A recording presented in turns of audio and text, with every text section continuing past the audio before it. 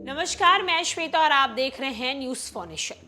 बीते दिन कांग्रेस में बड़ा बदलाव देखने को मिला, जहां एक तरफ सनी हजारी कांग्रेस में शामिल हो जाते हैं और अब लगातार सूत्रों के हवाले से ये भी खबर निकलकर सामने आ रही है कि समस्तीपुर में कांग्रेस के उम्मीदवार के तौर पर सनी हजारी जो है वो चुनाव भी लड़ सकते हैं।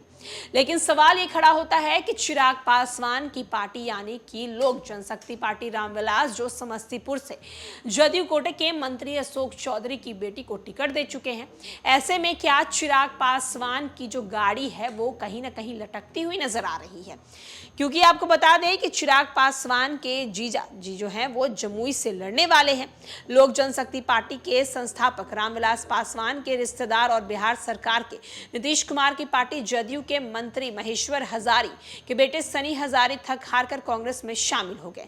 सनी इस समय खानपुर के प्रखंड प्रमुख हैं। उन्हें समस्तीपुर लोकसभा सीट से चुनाव लड़ना है, जिसके लिए वो लोजपा आर के अध्यक्ष चिराग पासवान के चक्कर काट रहे थे।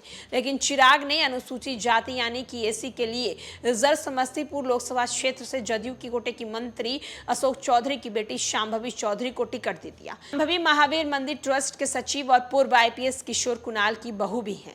बेटे सनी हजारी के कांग्रेस में शामिल होने पर नीतीश सरकार के मंत्री महेश्वर हजारी ने कहा है कि वो पूरी निष्ठा के साथ जदयू के साथ है। उनके पुत्र के राजनीतिक फैसले में उनकी कोई भूमिका नहीं है।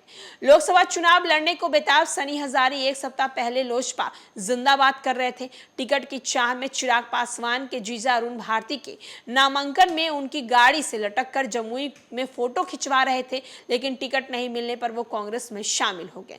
सनी हजारी ने कहा, समस्तीपुर से मौका मिलेगा तो जीत कर कांग्रेसी का झोली में भर दूंगा। चिराग पासवान को बीजेपी की अगुवाई वाली एनडीए गठबंधन ने 5 सीटें दी हैं, जिसमें कुछ कैंडिडेट को लेकर पार्टी में बवाल मचा है।